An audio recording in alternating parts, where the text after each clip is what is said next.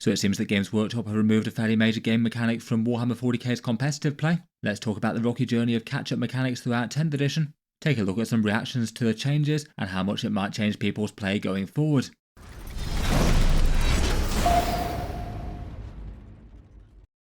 Hello and welcome back to Auspex Tactics, where today I thought we'd talk about the fall of challenger cards, or at least in more competitive games, Games Workshop's recommending to not use them, and basically deleting a major game mechanic that they've only just introduced, and admittedly certainly had some criticisms you could make of it for game balance. In 10th edition, Games Workshop's obviously made all sorts of changes to the game. The one thing that seems to be fairly consistent with the mission deck, perhaps the core way to play Warhammer 40k, is they seem to have decided that each mission deck should come with a catch-up mechanic to basically give some sort of interest and help to a player who gets too far behind. It is perhaps one problem with Warhammer 40k gameplay, that when you're playing a game that could last really quite a long time indeed, the game could be decided at least fairly early on, and perhaps making it less interesting for one player if they're just trying to basically catch up and score points for pride or kills for glory. Playing a game of Warhammer 40k is really quite a big commitment. A 2,000 point game might take anywhere between say 2 and 6 hours to play. Perhaps on the low end of that if you happen to be playing in a tournament setting with some pretty straightforward armies. If you're getting on with things and players are pretty drilled with how they're going to be commanding their army, you can play fairly efficiently. But if you're playing a bit more laid back with a few more breaks, plenty of chatting and having to reference rules a lot, it certainly could go on towards the upper end of that. In any case, compared with a lot of other games that you might play, Warhammer 40k games do have a time commitment, so it certainly seems like on paper it'd be quite nice to minimise the scenario where towards the last turns of the game, one player basically already knows they've lost. It's definitely not the end of the world. You can just play out the last turns fairly quickly and focus on the things that actually make a difference for score or fun factor. Perhaps go for a thematic last stand and just try and inflict as much damage as you can before your units get taken down. Or maybe if the game really is decided, just concede early and accept that one player's won. But at the same time, I don't really blame Games Workshop for trying to make it so that more games wind up being really quite close affairs where both players are actually in the running. As a result, throughout 10th edition, we've now had 3 different versions of catch-up mechanics, ones that can basically give an advantage to the player who's behind. In the Launch Leviathan card set, we had Gambits, binning off the primary mission for a huge all-or-nothing objective where you could score really big or nothing. Some of them needing some outright luck to win as well, and could add some interest, though if it ever actually swung a game it maybe was a bit of a feels bad, as it could amount to the opponent just basically getting lucky, a single fairly arbitrary filling dice roll swinging a game. They weren't particularly well liked or well used, and Pariah Nexus swapped them out for secret missions. They made the objectives less random, a bit more doable. They're also possible for the opponent to try and counterplay a touch more, and they did see more use of a result, I'd say far more in tournament settings as opposed to casually though. That could be a tempting call for some armies, particularly ones that could move battle line units around quite a lot, or try and get the warlord to the enemy home objective. Both of these did tend to get used pretty rarely in casual play though, basically needing big decisions on turn 3. Outside of tournament settings for the secret missions, not a lot of people chose to use them. Then with a third attempt on the same system, Games Workshop unleashed the Challenger cards, replacing secret missions with a completely different mechanic, the idea being that if you're 6 victory points or more behind at the start of a battle round, then you gain a Challenger card at the start of your command phase, drawn at random from one deck. These cards basically had 2 bits on them, a 0 CP stratagem, some of which were more powerful than might not necessarily apply well to every army, and then a Challenger mission, usually one that could score up to 3 victory points and was typically very easy to do. The stratagem was maybe a bit more of a wild card, just every so often being something genuinely very useful, but often it was the victory points that might be more reliably so, and their way of scoring was pretty powerful, not capped by either the primary or the secondary count individually, so could fill in gaps wherever you were falling short. It basically meant that there were up to 12 victory points on offer for this one. I was interested to take a look at how much they've been used over the past few months, and here was a quick channel poll that I did of around 1,000 hobbyists to see how widely they got used in the community. In competitive style games, I suspect the vast majority were using them as they're part of the rules, though even here I certainly saw people saying about forgetting to draw them. I certainly did so myself a few times with all the other stuff that you have to think about in a 40k game. In reality though, people playing big tournament style grand tournament games is only a small part of the Warhammer 40k hobby. It seems that only around about 40% of channel viewers were using them on the regular, either often or always, and around about the same sort of level of people just choosing not to use them. That's still definitely seeing far more use than secret missions or gambits. They're still far from universal. I guess at least a chunk of the people not using them might be playing other game modes such as Crusade for example. I think it is possible to have an idea of roughly how much impact they had. For a general feels point of view, for people actually using them, perhaps the biggest amount of people felt they had sort of medium impact, neither completely meaningless nor completely game defining. so it's certainly an important part of the puzzle for Warhammer 40k, but realistically only scoring 12 victory points out of your possible 100 isn't going to have as much impact as the primary or secondary missions or the damage done to the opponent's army just to shut down their options and stop them doing objectives in general. For another way of looking at it, I asked people if they'd actually noticed if a game had been swung by challenger missions or not since the balance updates 3 months or so ago. And it seems that around about half the people who actually were using challenger cards had seen a game tipped one way or the other, and challenger cards were the deciding factor. A few people reporting seeing multiple. That maybe doesn't feel too unsurprising with the amount of times that the average 40k player actually gets to get a game in. I saw an article a while back by Goonhammer, and they seem to think that they flipped around about 7% or so of games, with a winning player dropping down to a loss or vice versa. It does mean that they were having an impact and you had to think about them, but it seems like for over 9 out of 10 games they weren't going to change who won. Before we get into the impacts of the challenger cards and their removal, I'll just give a quick shout out to today's video sponsor in ObjectiveMarkers.com, makers of some faction themed gaming accessories that work for 40k. They're fairly common battlefield accessories for 40k gamers. The idea is they're big round discs with a 40mm central objective marker on them and then a 3-inch scoring zone around that, so basically you can instantly see whether or not a model's in range to be on the objective or not. Their ones specifically are made of clear silicon, which I think is quite fun as it means you can add some theme while still seeing the surface that you're playing on. They've got plenty of faction-specific ones and also a new channel merch Auspex design, a bit more faction-agnostic, and the purchases of any of these ones help to support Auspex tactics a little. They've got plenty of faction-themed designs though. They come in sets of 6 for £25 or $35, shipping out to the UK, USA, Australia or Europe. Here are some of their other designs for Golden Guardians, Power Armoured Warriors or Space Swarms, and ones for the Servants of Chaos greenskins or other Xenos. As part of their introductory offers, they're posting out a few dice with them as well, and they do have a few other products on their site as well with these clear ruin bases. Feel free to check them out if you'd like to give their stuff a look though. There'll be links down in the video description, and thanks to them for sponsoring this one.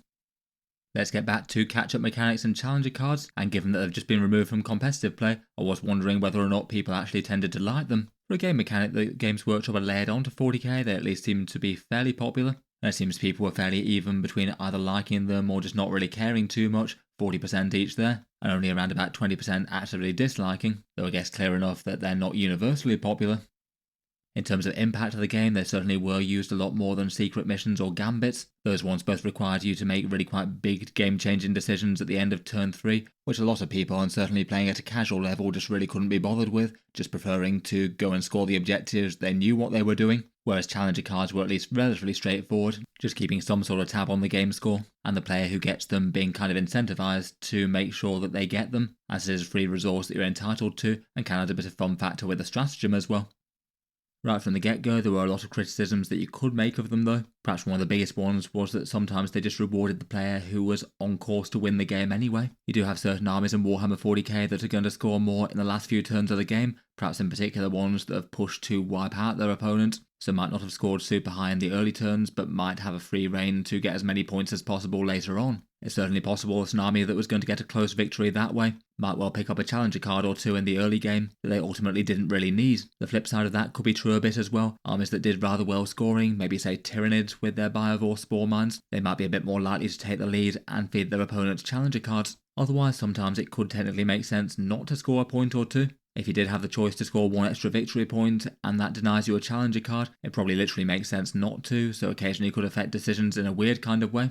It did seem that players going second might have a higher chance of drawing some challenger cards, just due to the way that missions are structured, and then even if they're working as intended, you certainly could just argue it punishes a player for playing well. Say one player on one side of the board takes some risk, some smart decisions to get themselves ahead by a further 3 victory points, and all their plans come off, that might just tip the opponent into the place where they draw a challenger card, and then basically get those victory points straight back. On the other side, clearly they're fairly popular, and razor-sharp game balance isn't the only thing that's important in a Warhammer 40k game. I do feel like for plenty of casual games they did work pretty much as intended, giving the player on the back foot a bit of extra fun, and just nudging the game to be a little bit more closer than it might otherwise normally be, even if challenger cards don't ultimately change the outcome of a game in the vast majority of cases. As mentioned though, in the last balance update, Games Workshop decided to just flat out remove them from tournament play. This was done by the Tournament Companion document, basically the one that has any differences between more standard match play and the more competitive event style side of the game. It's basically appeared there alongside the restrictions removing things like the asymmetric war missions and saying not to use the twist cards, which Games Workshop made a few of them kind of bonkers. To me, this one does feel like at least quite a big deal change. The 2025 to 2026 mission deck didn't exactly make loads of changes compared with the previous one. I think people playing more general match play games enjoyed the asymmetric Maw missions, the incursion missions, and you had the option to take or leave the twists. Aside from just a few sort of tweaks and refinements to the primary and secondary missions, the general feel of the mission deck just really didn't feel like it changed very much from Pariah Nexus. One of the only major additions and selling points were the challenger cards. I must admit it did feel like it was a bit of a surprise to do that kept gambits and secret missions live. I feel like they were both systems that had similar sort of downsides, maybe the potential to be even more impactful,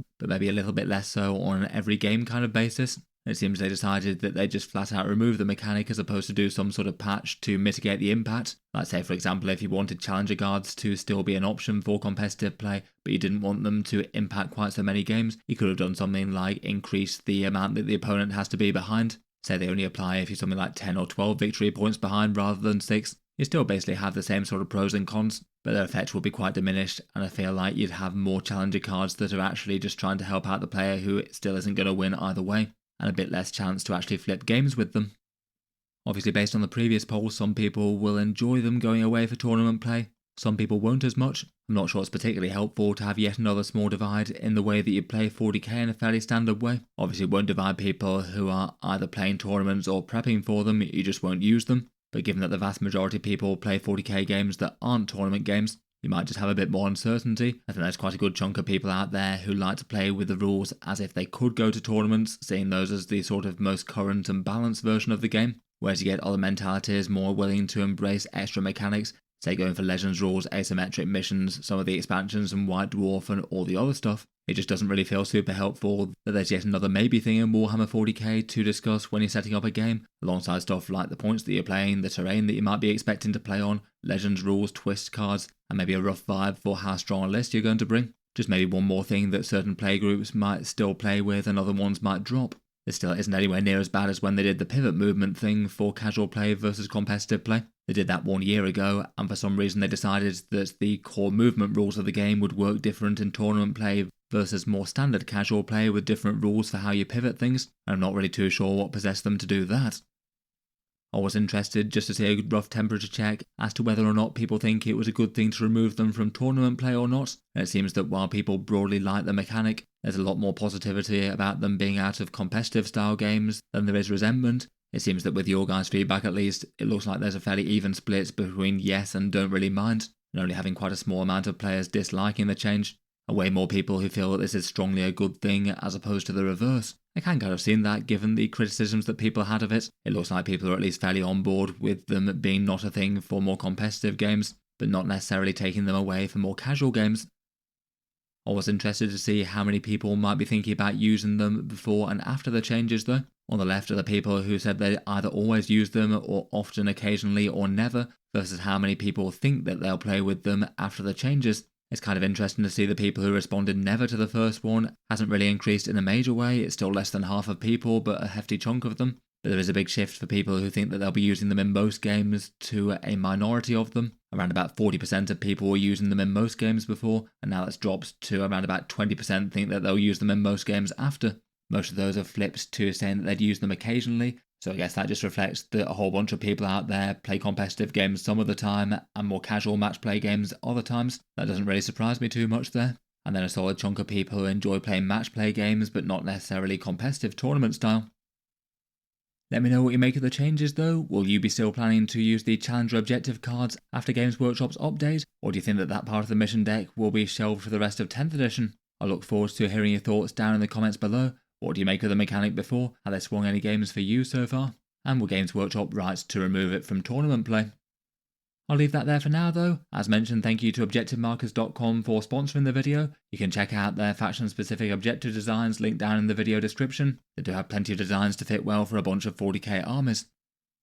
I'll leave that there for now though. Feel free to subscribe to Auspex Tactics if you'd like to see more like this. I'll certainly keep the regular 40k videos coming, with new ones out just about every day. If you've been enjoying all the videos and want to help keep them coming, Auspex Tactics does have a Patreon page as well, and you can find that linked in the video description.